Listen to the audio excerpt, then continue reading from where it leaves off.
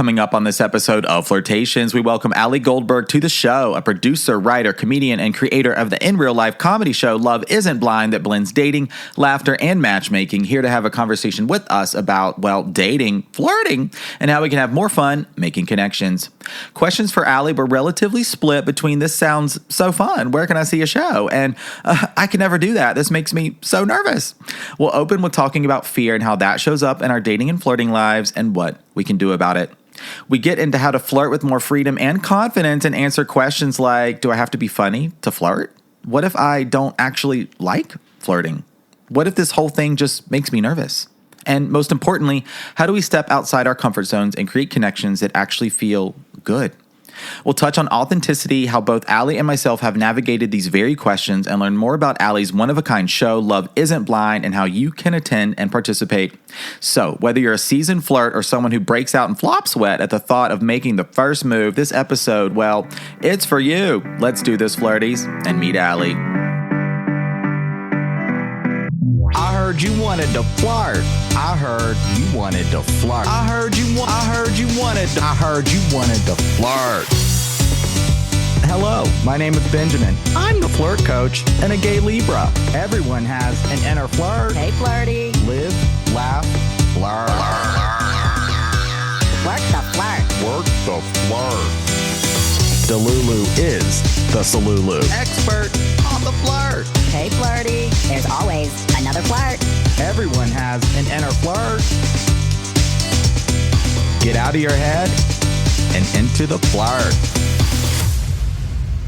Flirties, on the show today is Alli Goldberg, a producer, writer, comedian, and creator of the in-real-life comedy show Love Isn't Blind that blends dating with matchmaking, where the men can't speak. Here to have a conversation with us about dating, flirting, and how we can have more fun making connections. Alli, welcome to the show. Thank you so much for having me. I'm thrilled to have you on Flirtations today, getting into, yes, some flirting, some dating, some humor, learning more about you, Love Isn't Blind, and how ultimately we can just have more freaking fun when we're dating. Yeah. That's really... Yeah, I agree. That is what... Yeah, that's what we're here for. All right, so I'm going to take a little bit of a twist on the format today, where we're going to learn more about Love Isn't Blind a little bit later in the show. Sure. But first, you could share a few things about yourself, how you got started, and also maybe what one of your takeaways or what one hope you have is for the show. Like, you know, whether it's the people in the audience, the people on stage, if that doesn't make sense. In a few moments it will. What do you hope people coming to Love Isn't Blind take away? Amazing. Okay, so a little bit about me. So I, theater dork my whole life, theater major, was doing much more traditional work for a long time, musicals, new plays, all that stuff in New York. And then very quickly became disillusioned with the industry, with the parts available for women, all of that, started creating my own work. And then, to be totally frank, started getting a lot of press as a comedian. And I was like, I guess I'll lean into that. Like, I hadn't thought of myself that way, but like the things I was creating were comedic. And so this is actually probably like the 5th show I've created, I think. My last one was actually about breakups. And I sold that to Audible, and but it's based off a live show I used to do called How to Break Up by Text, where I would perform and analyze your text breakups live. Now celebrities perform your text breakups, and an expert joins me, breaks down your breakup. This newest show, which we'll get into later, is I sort of joke it's like my post-pandemic baby. So it was interesting. I actually registered with myself that I had like a lot of fear around getting back on stage just because I hadn't for so long. And that was kind of wild to be like, oh my God, I'm afraid of like the thing I'm obsessed with. So I just like rented a theater. And I wanted to create something, I think, especially post-pandemic, but still now we're all like starved for human connection. And I was like, I want to create like something really rowdy and interactive. And and so I landed on this dating show where the men can't speak. And what I would love, because and what's funny is when you said earlier, when you were like, we're going to flip the script, there's a part of my brain that was like, oh, am I not going to speak for the whole podcast? Do you know what I mean? Oh my gosh, no, you are fully featured on this episode. It's going to be you monologuing while I sit here silently, which doesn't work for a podcast format. Anyway. No. I don't think, I couldn't listen to myself talk for an hour, Alli. No way. It was just like what went up in my brain.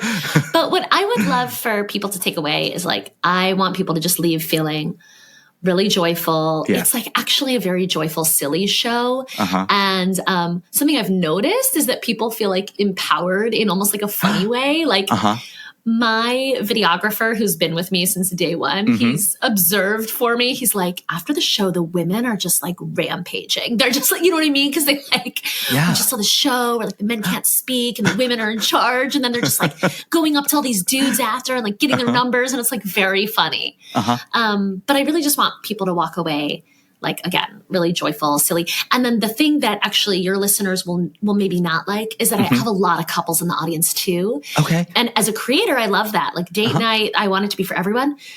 Well, actually, what the singles will be perhaps relieved to hear, though, is that I do give the couples a job. So my audience is maybe like a third couples. They wear red wristbands. They're identifiable. And I tell them that they have a moral and legal obligation to wing person the single people. Yes. Because I think the apps are a cesspool. Like, why are we not introducing people? And I feel like people get in relationships and they're like, I am done. And I'm like, bitch, you're not done, you know? So, and I feel like I'm allowed to say anything on your podcast because I've listened to a bunch of episodes. I give them mushrooms if they successfully introduce singles. Okay. Yeah. And what's funny is how many people are like, are those shiitake? I'm like, no, are these baby bellas? Psychedelics. Yeah. Like, are we making a stir fry later? I can use these for dinner? How do I prepare these? Is it like, oh, the couples must be so boring. They just want to do a stir fry? Like, no, if you introduce the singles, you win mushrooms. And if they introduce enough singles, they also get some chicken, perhaps, some bell peppers for a whole stir fry. Whole meal. But, what an interesting stir fry that would be. I know. Sounds great. Actually, I might be interested in that stir fry. Yeah, psychedelic stir fry. Let's go. God. Yeah. Give me some of that. Where's that restaurant? You probably have it out in LA somewhere. I know. Well, I think it's going to be, I'm hoping in the next, I think it'll be like 10 years. Yeah. Absolutely. Yeah. Enough about drugs. That's not what we're here for. Yeah. But I love that we open the show in this way because as we get into, I want to learn more about your creative process, more about the show and what happens, how that looks, where just give the Flirties a little bit of a teaser.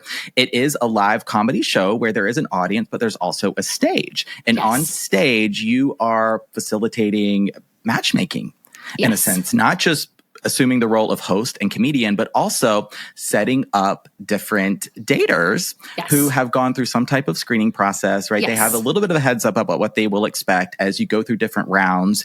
You may be looking through their phone, their browser history, their text messages, calling their parents, right? The men can't speak. I want to learn more about that. But then also in the audience, we have other singles, couples. You may be wearing colored wristbands. I feel like I listened to an interview where you described it's a rainbow cornucopia out there in the audience. Yes, we have pride wristbands, but we have, I love that you did your research. Yeah, I mean, for 100%. The poly community, right? For the people that are in situationships. We have all of it. Yeah. Yes. A little bit of everything. Yeah. And we have bisexual blue, which was sort of a funny thing for me. Really early on, I added pride. And then people came up to me and they were like, well, if I'm wearing a pride wristband, people think I only date women, but I also date men. I was like, oh, of course. Bisexual blue. Yeah. But this is fantastic because not only might you be on stage leaving with a date, a phone number, something like that, but also you could be in the audience. And as the couples now have, if you want your mushrooms couples, you're going to be out there playing matchmaker because Alli Gold, you're on stage, and Alli Goldberg, you're on stage. Yeah. You can only do so much. Yeah. Totally. And okay, I would love to. I'm checking your website. I will get to one of your live shows one day. I've got to experience this in person. Oh, I would love to have you. But here in the first part of the interview, now that we know you a little bit more, I got kind of a 50-50 split in the questions submitted. As we were chatting just a moment ago before hitting record, some of the questions were, how does this work? What do you mean the men can't speak, right? Do you have success stories? What types of things do you do?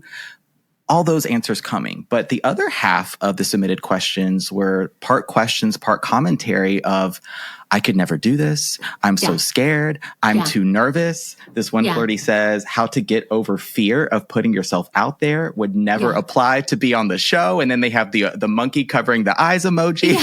So I want to spend some time here talking about that experience of dating is already going to be probably anxiety producing. There's going to be some fear in that process, I'm sure. So how maybe can we start to work through just our fear of being seen, of putting ourselves out there? I love that question. I actually think we should just be facing our fear. Like, I think people have this idea that they should have to fully feel calm and get over something before they do it. And I think that's false, right? So I think it's okay. I think you could come on stage and be terrified, and that's okay. I'm not even talking about my show. You know what I mean? Like, if you've always wanted to do the moth, get up and do the moth, you know? Like, I don't think that, I also think I think it's beautiful that we live in a world where like therapy is really normalized, but I think people are using a lot of like, well, my body doesn't feel comfortable. And it's like, I don't think it has to. Right. But I will say, just as an overall statement about my particular show, is that the men are prepped a bit more than it appears. And it's a little bit of a catch-22 that I have. Like, I did a show where in round 2, I had the guys write limericks about their dream date. And one guy wrote a limerick that was so good, he stopped the show. He got a standing ovation. Wow. That clip has 1 million views on Instagram. Oh my God. And the truth is, the Monday before the show, I told the guys, like, it's going to be limericks. And it's like, it's tricky because that's something I don't necessarily want to advertise, but like, I want everyone to do well. Like, I want them to do well. I want them to crush it. And then there are times where I don't necessarily tell them, but I give them advice, right? So in a few different cities, I've just given them whiteboards and then I pull out female products and they have to guess. So behind the scenes, what I've told them is, I'm not going to tell you what the products are in advance because it is really fun to see the guys look like so confused over like a pedicure thing. You know what I mean? But the advice I give them behind the scenes is, if you know what the item is, guess correctly, the audience will eat it up. If you don't know, just guess very wrong. Guess something and the boys have crushed it. So there is some prep. It's funny how many people think I'm actually calling the moms on the fly. Like, they wouldn't even answer my number. They would be asleep half the time. You know what I mean? So I also have a call with them, every mom in advance, where I'm like, hey, this is what the show is. These are the types of stories we're looking for. So there's really a lot of pre-production and much more like care that goes into the show than a lot of people realize. I had a contestant comes to mind recently in DC where he said, this show is my nightmare. But my New Year's resolution, this was in, I think, March, he said, my New Year's resolution is to embrace positive chaos. So this is my nightmare, but I'm going to do it. And I'm going to do it anyway. Yeah. He was incredibly skeptical. Then the show starts. He's amazing. The audience is going wild. And he wrote me the loveliest note afterwards saying, like, that was a dream experience. And if you have any men who are on the fence, you send them to me and I will talk to them. So like, it's a little frustrating for me because it's like, I know you're going to love it, but I realize that you don't know that and you don't believe me and I'm a stranger, because I have a Zoom with every single possible contestant, like anyone who I think might be a good fit. I Zoom with them. I tell them how it works. I learn more about them. But I get that, like, I'm a stranger. You hear that I'm a comedian. I run a show where the men can't speak. Like, they think they're going to get roasted. And I'm like, bro, I'm going to score you so many dates. Like, the men are getting swarmed after the show. I mean, you don't want to see them come up on stage and just like totally flop or embarrass themselves or something like that's not going to be the experience. Is overall going to facilitate the type of fun and just connected experience you're looking for everyone to have. But I totally get what you're saying. Like, I have this perspective as a coach too, where let's say flirting, right? Like, I know that one day, if you haven't loved it yet, if it's been very nerve-wracking, very anxiety-producing, you've been in your head about it, you don't feel like you're good at it. I get that. I used to be that flirter. I also know, just do it. And one day you will freaking love it. You just gotta do it. You've got to show yourself through the fear and do it anyway.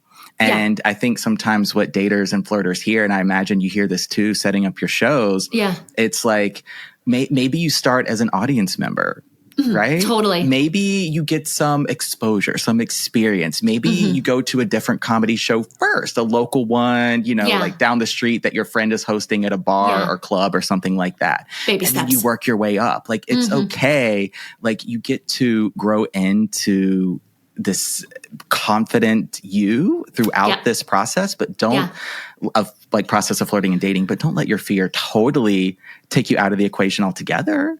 Totally. I have so many things to say about that. First of all, I agree on the flirting front. And I actually think that like we all just assume we know how to flirt. Yeah. And I like didn't learn till like last year. Like it's so embarrassing, but like I actually think it's like so crucial and we're like not told how to do it. Like, yeah, it's true. Like only like quite recently where my friend's like, oh yeah, you like touch his thigh. I'm like, what? Like I know it. But then also actually as what you were saying was spot on. I have a lot of people who see the show. I actually just interviewed a guy last week who said he's seen my show. And I was like, oh, great. We're chatting. And he's like, I've actually seen it 3 times. And I'm like, oh, wow. Yeah, I have a lot of regulars and it was so sweet. And it's amazing. So he has seen that like I'm taking care of these boys and he's like, I thought I got to apply, so absolutely like baby steps. You'll see how I treat all of the contestants on stage, the women as well. Yeah. But yeah, I mean, I could talk your ear off about it. As you were saying, everyone gets a wristband based on their relationship status and preferences. So like single, poly, gay, whatever you are. And so it turns into an after party afterwards. Wow. And that's where maybe some of the, even more of the magic happens off stage. Yeah. Once the cameras stop rolling, your videographer has got the clips for social media. Yeah. Where he's actually exchanging just star fries. started. Yeah. He's so wonderful because I got connected to him completely randomly for the first show and he's been with me since day one. And it's so rare to have someone who's like invested in your baby. But he just recently was like, I need to be getting footage of the after party and I need to be doing interviews. And I was like, okay, great. Yeah, thanks. We're going to stay here for a moment. I'd love to hear from your experience off stage as the host for Love Isn't Blind, an experience of maybe an audition or doing a comedy show, a stand-up routine, open mic night, something like that, of how you conquered the fear. Well, I actually think this show is a good example because as I mentioned at the top, the pandemic happened and I, did like Zoom shows and it was just like, I think we were all to some extent just like in survival mode that I like didn't even notice that everything had gotten so weird. Anyway, so I was afraid to get on stage. Like I was really nervous. Like if you're thinking about being a contestant, like I felt like a normie, you know what I mean? Like I've been on stage my whole life and then I was like, oh my God, I'm like scared to get on stage. And so, and I hadn't created anything in years. Like I've always been creating my own work. It's so weird to even like think about that time frame. But so I went to an open mic at a venue called The Crow here in LA. It's 75 seats, a little theater. And I walked in and I looked around and I was like, I'm going to rent the space. Yeah, I'm gonna rent it right now. I don't really have a concept, but I'm gonna rent it right now. So some of what that's what I did. I barely had an idea. I was like, I think I'm going to do a dating show. Like, I don't know. I had no idea. And, but I just rented it because then I gave myself a deadline and I was forced to do it. So like, people make fun of me. I'm psychotic, but Me too, athlete. Me too. Yeah. But I'm sure it's like self-imposed deadlines. Like I rented it and now I was forced to put myself back out there and do it. And I did. And then that first show was so magical because none of us knew it was going to happen. Like people, me too. I was like, because there's always like that moment still where people are in the audience and they don't realize that I call the moms and I announce that I'm calling the moms and they're like, what? But it was that first show, like you can hear a pin drop. I was like, I'm calling the moms and everyone was like, oh my God, it's happening. Because you know what I mean? I can't think of a show where I've seen something like that play out in real time, live in front of me. Like you truly, it's one thing seeing a comedian or performer on stage, more or less, even if it's an open mic stand up off the cuff, there's some level of rehearsal, of preparation, an outline. Probably there's something there. But this, even with the prep that you took, you don't know what the mom's going to say. No, the moms are wild cards. Even if they tell me what they're going to say, like half the time they tell me something totally different. And I'm like, that is not what we discussed. But okay. Not what we talked about. I always joke, I'm never going to throw these boys under the bus, but like your mom might, like you got to be careful. But but the moms are wild. But it was so special, that first one. And it was in a little theater. I'm so happy that the show has grown to what it is, but there was something so special about 75 seats. You could see every face and we're like all in this experiment together. Totally. Yeah. I mean, thank you for sharing more about that. I made a bold assumption that you had experienced some fear, self-doubt, anxiety before shows before. I just put myself, if I were in your shoes, I have some comedy dreams. Yeah. Alli. I do. Yeah. I would like to dabble. I would like to explore. And this Do is it. me Do getting it. my, Do it. my foot in the door. I'm getting, I'm Yeah. dipping my toe into the comedy pool, just in terms of performance. Like, as we're doing this is live. There's no script here. We're doing it. Yeah. Yeah. You in particular should absolutely dive in. A lot of people I'm like, don't do this. Yeah. You should do this. Yeah. I would love to. As soon as it's one of those as soon as kind of scenarios. But as soon as I get some more time, just like my work schedule, it's like whenever there's an improv opportunity, I'm working. Yeah. Yeah. Well, I think in general with any fear, it is like forcing yourself to do it. It's booking that class. It's booking that venue. It's like forcing yourself. Yeah. And I think accountability, like telling friends you're going to be doing this thing, inviting friends, even if that makes you feel horrible. But if your friends bought a ticket or also are going to that class, whatever the goal is, like if your friends are in on it, then it's harder for you to bail. But accountability is important. I also, speaking of fear, just for whatever it's worth, I, in my New York days, always had collaborators. I did ensemble work. I had a creative partner for years. So I actually had a lot of fear going on my own, a lot of fear, a lot of anxiety. And now I look back and I'm like, oh, why did I not have the confidence to go out on my own? Because to be honest, like once I started doing it on my own, it really, things went really much better. Yeah. And no shade to all my previous collaborators, but also when you do something on your own, like you can move faster. You don't have to get approval for decisions. I'm like, oh, I'm going to book this city. I'm going to go here. I'm going to do that, So, but I do regret how much fear I had. And so I do want to tell other people, like, don't do what I did. Like, do it sooner. Like, do it now, and do it. You don't need I look back now and I'm like, oh, I needed a security blanket. And I think actually the good thing about the pandemic is that it did make me light my security blanket on fire because, I don't know. I feel like everyone, even with like their normal stable job, like got the rug pulled out for like the fabric of society has been torn asunder. Like we can do anything, so, and the pandemic was such a weird time where I was like, oh no, I do just want to do this with my life. You know what I mean? So Well, that's really helpful for me as my New Year's resolutions for this year are to get hotter. Girl, you're good. You don't even have to. That one's done. To smile more. Thank you, Cross Alli. it off. Thank you for that. Yes. Are you flirting with me? I know better than to do that. We're not. We're not hitting on gay men. We're not in my 20s. What's happening? What's the gay wristband? What color is that at your show? Pride. It's a rainbow. Right, just pride. It's a just rainbow. Good old pride. But my third New Year's resolution is to get funnier. I just want to explore more of, it's that fear, it's that self-doubt, it's that trepidation, it's of using my own version of security blankets of, oh, right, there's always tomorrow. Oh, I don't have time. Yeah. Oh, I'm busy. Oh, I'm working. Finding the excuse, finding the reason not to do it. But really, it's not so much like by the end of this year to be gracing a stage or like hosting a comedy show. I mean, why not? Why not? But just because I talk about authenticity a lot. Yeah. And the flirt and the date, all the things. And the more you can just show up as how you want to show up, regardless of what people may think, what they may feel. Yeah. Like it's one of the tools in your dating toolbox. Yeah. I mean, you are already doing this though, because like your personality is in your clips. It is in your content, right? So it's really just, for you, honestly, and you already have this amazing following. Like for you, it is just like pushing further on the things you are absolutely already doing. Yeah. So thank you. I say, go for it. Yeah.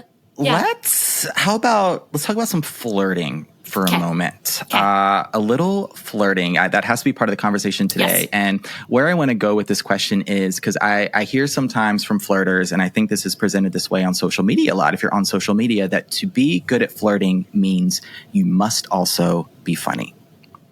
And I hear on the same coin, a lot of people, a lot of flirters and daters think they're not funny, or they have a sense of humor that is maybe too weird, too off the beaten path, too awkward, right? Too eccentric. And so they just don't flirt. They don't try and be funny, AKA be themselves. So I want to untangle this notion that to be good at flirting means that you must also be a comedian. No, yeah. I mean, you already hit the nail on the head where it's like they shouldn't even think about being funny. They should just think about being themselves. And if your sense of humor is really weird and off-putting, that's okay. You probably want someone with the same sense of humor as you. You know what I mean? It's like, that's fine. Yeah. So I actually think you asked and answered that question. Okay. I answered my own question. Yeah. I know it's so much easier said than done, like just being yourself. For my kind of hot take, if you want a hot take, is like, I think that you're like, yeah, Alli, that's why you're here. Tell me your fucking hot take. So I think, a lot of people are like, be yourself, be confident. And I think that's like so hard to do. So hard. So I think it's like, what else can you do in your life that makes you feel that way? Which is not really a hot take, but like for me, like I'm obsessed with rock climbing and it has made me so confident. Because like I scale a mountain and I'm like, I could do anything. You know what I mean? So it's like, what are those other things in your life that just make you feel like a badass bitch, you know? And so like, it's fun because I started climbing like maybe 5 years ago. Like it's like, as you can probably already tell, like in my heart, I'm like a musical theater dork. Like before we hit record, I was already in a Brigadoon, like this like obscure musical, you know what I mean? So like, I think of myself as completely unathletic and it's so funny because now I'm like, I see why children should do sports. You know what I mean? Because I'm like so empowered by it. Yeah. And it's actually like not related to my career. It's not related to flirting, but like climbing, like I'm really good. And it makes me, it's so unexpected and it makes me feel so, like I literally will scale a mountain. I'll get to the top, set my anchor, my gear, and I'm like, oh my God, I could do anything. So it's like, what are those things in your life that make you feel like you could do anything? Because like, I think we've all had that experience of like riding some high and then because of that, doing something we didn't expect, right? So it's like, go ride that high because you made the most amazing pot in pottery or whatever, you know? And then from there, you run into someone and you're just being yourself because you're already so high on life. So my advice is like, go do the other thing. Yes. That's my take. I love that take. I think it's fantastic. I'm thinking of an episode of Flirtations. I believe it was 51 with Mia Chard, we did a whole episode on the late bloomer concept. Like big air quotes here, late bloomer. That's me for sure. Yes. She did not start dating into her 40s. And, you know, was getting those questions like, oh, how are you still single? Like, why have you never been in a relationship before? Kind of thing. All of that. So stupid. Yeah, I know. But she had a similar perspective, which I love so much and really shifted something into place for me. It's like, I may not have experience in romantic relationships, but I have tons of experience in relationships and making connections. I'm not inexperienced in life. I'm amazing and incredible and capable at so many things. Let me transfer. We all know these people. I'm interrupting. I'm so sorry. Please do. I don't like when men speak. No, I'm just kidding. No, but we've me neither, to be honest. Well, I do joke. It's the show. The tagline is because sometimes straight men should be seen but not heard. It's not about the gays, to be honest. But sidebar later, we should talk about how I've been trying to do a gay male show and they won't apply. But anyway, I'm seated on stage, not even in the audience. I would so do it. I know. Yeah. Now I don't even remember what you were just saying that I interrupted for, but I've got that we all know those people that are serial monogamous who have only been in relationships, and ultimately, as you get older, they're the most boring and don't know who they are. So the idea, so like, yes, even though you may not have been in a relationship, you've been in relationships with friends and families and you have a life and you have activities and hobbies and a career. And to me, that actually makes you more interesting than these people who are so good at relationships, but they're like boring as fuck. I know. Anyway, that was what I was saying. Take that high from rock climbing, from bouldering, from something you I don't boulder. Just for the record, I don't boulder. Yeah, don't confuse that. I top rope only. It's like a sharks in a jet situation. Another musical theater reference for you. And I am a top roper. My friends are really trying hard to get me to boulder, and I'm like, Here I was. I thought just rocks are rocks. No, there's lots of different rocks. No, I mean, you're totally right. I'm giving you insider shit for no reason, but yeah. Roasting me on my own show. I love it. Please don't ever stop. Is that your kink? No, I'm just kidding. Anyway, sorry. Yeah. What? That's another episode. Episode 60-something, 69. Great. Yeah, there you go. Sorry. So anyway, what were you going to say? I'll go back to deferring to my host. Well, I wanted to stay here with one more question about flirting and give the flirties a couple of questions, right? A couple icebreakers, a couple things they could do, say, to initiate the flirt, or maybe how you facilitate a connection or two in your shows, right? Some ways that the flirties could bring some humor, some fun, some lightness into their flirting. So something, not to toot my own horn, but something that I really like that I do on stage, sounds so obnoxious, is once all the contestants are on stage, because there's shtick where I introduce them and stuff like that, and I brag about them. Once everyone's on stage, I'm like, look, this is not a normal night for any of these people on stage, okay? So even if they don't win love, we will show them all the love. You will go crazy for these people all night. And in addition to that, if these people can get on stage and do these shenanigans, you can say hi after the show. Yes. And so that's kind of some of the messaging. I mean, it's very overt. That's like pretty much what I say on stage verbatim. So it's like, and then they do it. They watch this show of chaos. They watch crazy shit happen. And I never know what's going to happen either, which is really fun. Like, I don't know. I mean, guys have like ended up stripping and giving lap dances and pole dancing. I mean, all kinds of crazy stuff. It's so, I mean, it's so fun for me too. Yeah. And I do think the audience absorbs that, where they just watched people take really big risks. Yeah. And so they say hi to each other, you know? I mean, also something I just started doing, shout out to one of my Portland bachelorettes. The other thing that warms my cold, dead heart is how many people do the show and then they're like, let me help you. And so one of my Portland bachelorettes, who actually met her very serious boyfriend that night. They just met each other's families. They've been dating for like... Wow. That was from last September. So they've been dating, like 8 or 9 months? About 8 months, yeah. 9 months or so. And she was like, let me help. And she was like, your after party needs more. And I was like, I know, but I'm so tapped out. And so she created this beautiful little human bingo board for me. Yeah. And so I've only done twice now, but I'm starting to print that for every show in every city. Nice. So if you also need that icebreaker, it's there because you can win prizes, right? So it's like you have an excuse to go up to people. So in my show, I'm trying to give people those ins to flirt, right? Like, how do you break that ice? Because it is really scary. It is. But otherwise, what I would say for flirting goes back to like what I said previously, like sign up for those classes and don't sign up because you think men will be there. Like sign up for what you want to do. What you want to do, yeah. You know? And like there's so many of my contestants right now, I don't know if it's a trend, but they're really into social dancing. Every straight men, they're taking bachata, they're taking salsa. Like this is a big thing right now. So it's like, have you always wanted to learn partner dance? Like they literally scoot you around and make you partner with different people. You know what I mean? Like go out there and do the things you want to do. And then you have the icebreaker because you're doing the thing, you know?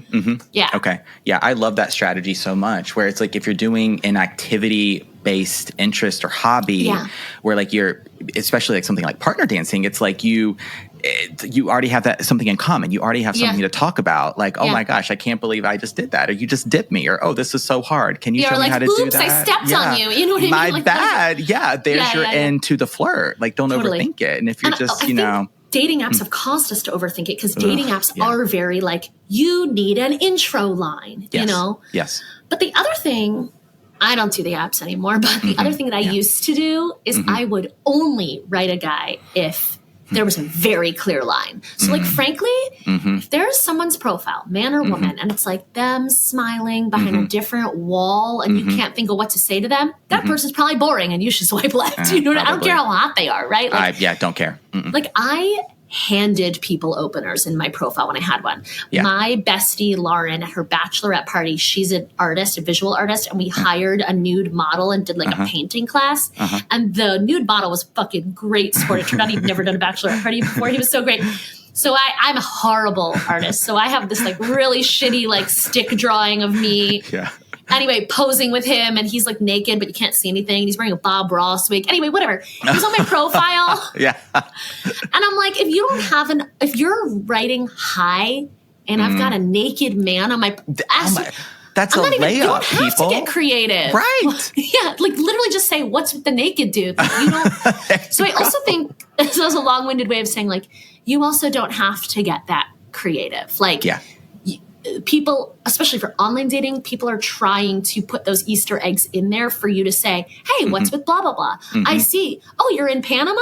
I've been there. Like, it doesn't have to be that creative. They just, I think they just want to know that you bothered to fucking look at their profile, because so many people are just like copying and pasting the same pickup line. Like, none of us want to be on the receiving ends of that. So, and I think no matter how cute you think he or she or they are, like, if a pickup line doesn't immediately, if an opener doesn't, not pickup line, let's say, if an opener doesn't immediately come to your head, swipe left. Yeah. They're boring. Agree. Yeah. It's like with the dating apps, it's there. I mean, they're still very much a part of the conversation. It's like, I hear two points of view. I hear, like, I just downloaded them again and immediately deleted them the same day. I just can't do it. But I hear, I hear what we're sharing about the dating apps, and we're not on them. And then I hear, like, well, I am on them. There's still so much interest in wanting to have the profile and the openers and the matches and the conversation and how to get off the apps. And it still seems like, just based on the research I do, having conversations, like, there's no hard statistic, but that the majority of people are still at least using the apps. But I also see, the pendulum swinging post-pandemic. Love isn't blind. We want those in real life experiences. Yeah. Well, I think the dilemma is that these apps are literally designed to be addictive. Yes. And they are slot machines. Yes. So what keeps us on them is that A, they are addictive, and B, we all know someone who won the lottery. We all know someone who met someone on the app. That's very true. But true. Unfortunately, they are designed as slot machines. They are, and I don't know for sure, but I've heard rumors that you can, like, find their pitch decks. Like, Hinge, interesting, and that they, like, talk about their user retention. Like, they want you to use forever. So let's face it, the technology exists. Like, TikTok knows where my fucking dream man is. They know, you know what I mean? So does Instagram. Like, yesterday, Instagram sent me art made out of climbing rope, and I was like, That's you too know targeted. What I mean? Yes. So I was like, where my they husband know me as is. well. Like, you know exactly what, but you're choosing, like, the technology's out there, right? Yes. If Hinge wanted to be the app designed to be deleted, like, they know, but they just want to be a slot machine, and they are a slot machine, and they want you gambling. The way TikTok and Instagram serve me all these videos of men with mustaches. Like, I hate you, but also please don't stop. Right? I mean, wow. Yeah. At least while I'm single. Yeah. For a while, TikTok was sending me drag queens and musicals, and then started singing me drag queens singing musicals. And I was like, God, they know me so well. They know me so well. We might have the same FYP, at least in part. I hope so. I hope so. I see a lot of that as well. Okay, Alli, some amazing... Oh, no, please go ahead. I wanted to say that through my show, I've met so many amazing other people working in this space, doing live events. So, like, even if mine sounds terrible, shout out to Chaotic Singles Party run by this amazing woman, Cassidy. Over here in LA, my friend Andrea is running something called The Next Fun Thing. And they do so many events. I'm tired. Like, I look at her schedule and I'm like, what the fuck is happening? But, like, they have speed dating. If speed dating scares you, they've got kickball. They've got game nights. Like, they're doing something every night of the week. Wow. And the Pitch a Friend events are popping up all over the country. Yes. So even if I hope you see my show, but even if you never do and you want to delete the apps, like, there are so options. Many. Not only are there the hobbies you should get into, but there's so many dating events, live dating events near you. So many. Amazing. Yeah. Yeah. And even where I live, I mean, Chapel Hill, North Carolina, the larger Raleigh area. So, like, a few million people, not a small town by any means. And a few I've been to, there are those singles events. Of course, there's different kickball leagues and sporting leagues. There's an event I went to called Skip the Small Talk, which wasn't necessarily dating focus, but you went, you signed in, and you were given a card, right, with a question to ask. And the idea was, right, you had 10 minutes, they would hit the ding, like the bell, and then you would switch partners. And it was mixed gender, mixed sexualities, not specifically for dating, maybe an outcome, but it was just about skipping the small talk, skipping this, hey, how are you? How's the weather, right? What'd you have for lunch today? Something like that. And you just got into a fairly interesting, rather deep question right away. Skip the small talk. And from there, I mean, I met people that were photographers, that were writers, that were podcasters, that were other creatives, that had interesting hobbies and pursuits that, like, we had a lot of things in common that we might have never learned about. That. We might have never crossed paths. I love that. Yeah. And sometimes I feel like some of those connections exist just in the moment. It's not like you're going to leave an event like that and have, a whole, a contact list of best friends, but maybe one person that you now go climbing with, maybe one person you go see another comedy show with, right? You go play kickball with, like making those connections. So important. Yeah. And I mean, as cheesy as it sounds, there's a ton of friendships coming out of my show. Oh and my God. I love that. Like, there are people who are like, oh, I came 5 shows ago, met a group of girls, and now we go to all your shows together. Oh, that warms my heart.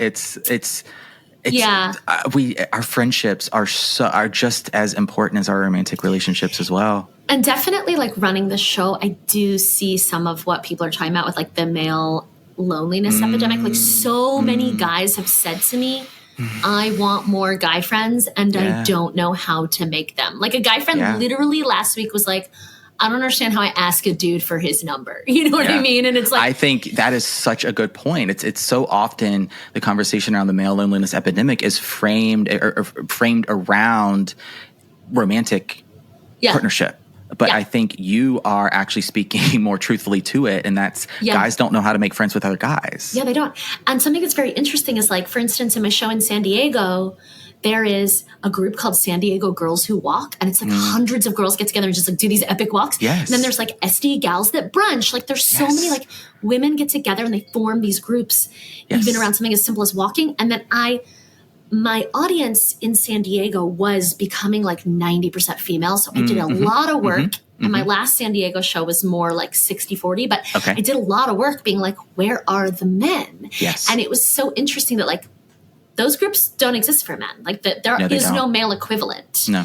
Ultimately, I did it by writing, like, a lot of, like, improv teams and running clubs and stuff. But, like, men are not getting together the same way. There is in Chicago, there's a group called Chicago Gents Who Stroll, and they said they're modeling it after, because the Girls Who Walk thing is actually, there's chapters. It's all over the country. Chapters around, and there's no male equivalent, and so there's a group in Chicago that's, like, trying to do it. It's really cute. I think I have an objective to start something for the fellas. I think you should. One of these social, it's not necessarily about flirting, not necessarily about dating. It can be mixed sexuality. Oh my God, I think there's such a need. Yes. There's such a need. And we also, thank God, finally live in a world where, like, I have so many gay guys whose besties are straight men and vice versa and whatever. Like, nobody cares anymore, which thank God. But I think there's a real need for it. Yeah, yes, I get along with straight guys so well. Some of my best friends throughout my life have been straight guys. It's really, I love it. They're not all bad. They're not all misogynists and, have taken the red pills. There's really some quality fellas out there. But there's such a need for, I would love for you to start that. Because I've had people tell me, like, as a joke, but they're like, you should do a version of your show, but it's just like a male bachelor, and he's like auditioning people to be his friends, and then like the twist is like they all become friends at the end. You know what I mean? Oh my God, I'd watch that as well. To be honest, we've got to these remaining moments of the show today. I mean, Love Isn't Blind. I want to hear. We actually have. I feel like I've already talked your ear off about it, so like whatever. Well, I mean, but how does it work? How can people apply? And I want to learn a little bit more about your creative process. Thank you. With the show. Yeah. So people can apply at loveisn'tblind.com, and the initial intake form is very quick and easy. I kind of just want to get you in the door. So it's like, name, LinkedIn, Instagram profiles, so we can stalk you a little bit. We used to ask for a video, but I got a lot of feedback that people just like really overthought it and freaked out and then never finished the application. So we removed that. It's like, ultimately I need to see how you'll be in person. But I get it. No matter how many times I was like, one take, don't worry about it. Like if you're not a performer, you're like redoing that video 50 times. Anyway, first form is about a minute. You can apply, but you can also nominate your friends. Okay. And so if you have a single friend who you think would be great, you can nominate them. And then you're in the database. And once you're in the database, please apply no matter what city you're in, because it's not like I announce a city and a date and then I get applications. Like I'm going and seeing like, oh, okay, some people are starting to apply from Raleigh. Should I go there? You know what I mean? And then once I go there, we sort by city and all of that on the back end. So please, no matter where you are, go ahead and apply. And then we start interviewing. I'm finally working with an amazing casting producer. Her name is Noor. She's interviewing all the bachelorettes now. I'm still doing the mail calls. And I hate to say vibes because I live in LA, but like we are trying to like figure out vibes, like who might actually make sense together. Sure. That makes sense, yeah. Who has things in common so that even if there's not a romantic match, they might become buddies. And I have a lot of success stories romantically, but also platonically and bromances. So I'm also trying to figure out like which guys complement each other, like who has similar senses of silly to serious. Like we're trying to figure out a lot of weird things. We're also trying to keep the age ranges fairly tight when we can. For a lot of reasons, like, I mean, sure, there are tons of age gap relationships, but I just feel like optically on stage, it's good to keep them close together. So that makes a lot of sense to me. I remember one interview I listened to that you did. It's like, you know, the stage of daters in their 20s, that's a very different show than if they're in their 50s. They're just different stages of life, right? How you approach that may be different. Oh, and I'm glad you mentioned that because I've done 20s, 30s, 40s, and I would love to do older. I would love to do a golden version. They need it, Alli. I have worked with daters in their 50s, 60s that are coming out of long-term relationships, divorces that have been in caregiving roles and just have never really... Oh my gosh. They've always taken care of others, right? Yeah. And now they're like, wait a second. I want a date. I want a relationship of my own. Yeah. I would love to. And then instead of calling their moms, I'll call their children. I want to so much. But I'm not getting enough applications in that demographic. So like, oh my God, if you're listening, please apply. Yes. Because the other thing too is like, what if someone gets sick the week of the show? Like I can't just have, like I need backups. Anyway, so we try to like get vibes. We get diversity is really important in the traditional ways we think of it, but also in terms of like personality type, job type, like especially in San Francisco, it's sort of funny. Like I'm trying not to have like lineups that are all software engineers, but like, but also software engineers are great. It's funny because San Francisco is always like, in a lighthearted way, when I introduce another software engineer, they're like, boo. And I'm like, this is the only city where you guys boo for men with jobs. God. Like, fuck you. You know what I mean? I'm like, I'm sorry. Funny. He's a great job, benefits, he's smart. Anyway. So, and then we try to just like figure out how we'll go together. And the other thing too is like, sometimes I'll interview someone and I'm like, this person's great, but they're just not right for this lineup. And then I'll reach out to them like 6 months later and be like, hey, are you still single? Because actually I think you'll be really good for this next one. You are building a database of daters to bring onto the show. About how long are the shows? The show itself is like 90 minutes, but actually it's becoming so chaotic that it's like leaning towards like a few hours. No, it's leaning towards like a little more like hour 45 lately. And I'm like, maybe I need to cut some stuff. But there's just like so many shenanigans. Like there's so many moments, and I love it, but there's so many moments where I just have to stand there while everybody's just like going nuts and screaming. And I have to be like, guys, like, okay, so for instance, there's the first round is a yes or no round. The men can only do thumbs up for yes, thumbs down for no. And sometimes like some crazy question will get asked and some guy will admit to it. And then the whole audience has to talk about it. And I'm like, guys, I love that you're so into this, but we also have to do the show. And so like sometimes I'm like, oh no, the show's like getting longer and longer, but I need to get it down to 90. I think comedy should be short and sweet. Okay. Yeah. Okay. That's helpful for me. That's a tidbit I'm going to tuck away. Final question about the show. So the men can't speak. How did you, how did you come up with that as part of the concept? Yeah. I mean, to be honest, and something we haven't really got into is that like, I was very jaded about dating. The show's actually made me much more positive about dating because I meet so many great people all around the country. My girls and I would always go on dates with these straight men who would just like monologue at us and talk about themselves and not ask us a single question about ourselves. And I was like, what if I create a show where the men can't speak? And that's what I did. But something I know you've talked about a lot on other episodes is like, it's so easy to go on a bunch of dates with shitty men or shitty women. And then be like, all men are this, all women are that. Yeah. And I think what's been so lovely for me is like having a different input where I talk to frankly amazing guys all day and amazing women. And then I also, this is so positive in a backwards way, I also speak to a lot of women who are like fucking crazy. And then I'm like, oh, this like really leveled the playing field. I'm like, it's not that all men are this or all women are this. It's that humans are humans. And it's funny because some of my bisexual friends have confirmed this. They're like, yeah, everyone thinks it's like better for us. It's like, no, it's just like more faces. And it's all the same. You know what I mean? There's still shit, but it's just like. Well, I love that we're concluding with this just because I hear this too. So many daters are jaded, right? They're burnt out, they're overwhelmed, they're frustrated, they're on and off the apps, they're taking breaks, they're giving up and then getting back out there. And they just feel like they're being pulled in so many different directions. They're going on bad date after bad date, looking for that needle in the haystack, the diamond in the rough kind of person, the one, the soulmate, all of that. But I hope this conversation brought some lightness, some playfulness, some more levity into the dating process. Certainly you're doing that with your comedy, your humor, your show. So thank you so much for doing what you do. I want to send all the flirties your way to apply to your socials, to check out the clips.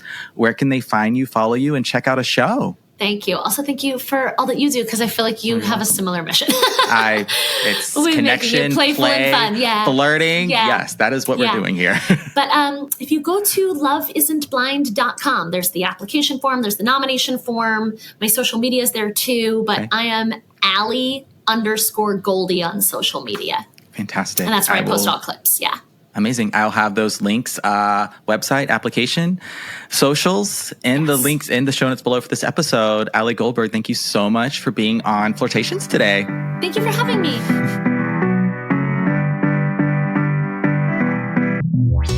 All right, Flirties, that's a wrap on this episode. Thank you so much to Alli Goldberg for coming on the program today to share more about herself, her comedy, her creative process, and her show. Of course, Love Isn't Blind, linked in the show notes below for this episode, how you can attend, how you can participate, how you can nominate someone to go up on that dais, go up on stage, and maybe leave with a phone number or a first date. Heck, you never know. You could be in the audience and leave with a first date as the couples are out there doing some matchmaking themselves. Yes, check out a show. I know I will as soon as I get a chance. I'm going to do it. Alli. I'll see you there, and I'll see you there as well. Flirties. Yes, I promise. Thank you, Alli, for coming on the show today. This is a real pleasure and a real joy for me. Yes. Thank you to the Flirties for tuning in, for streaming wherever you may be in the world. I could not do this without you. All of this is for you. Thank you so much for listening. Please rate, review, subscribe to the show if you haven't already. If you have, thank you so much. If you haven't, now's a fantastic time. And as you're doing that, dropping a 5-star rating or a thumbs up on YouTube, something, sharing this episode or another favorite episode of Flirtations with a friend, a family member, or a coworker, someone you even mildly like, someone you want to share some BFE, big flirt energy with. I'd love you and appreciate you for it. Okay. Signing off officially here at Flirt Headquarters, my name is Benjamin. I'm the Flirt Coach and Gay Libra Flirty. Happy flirting.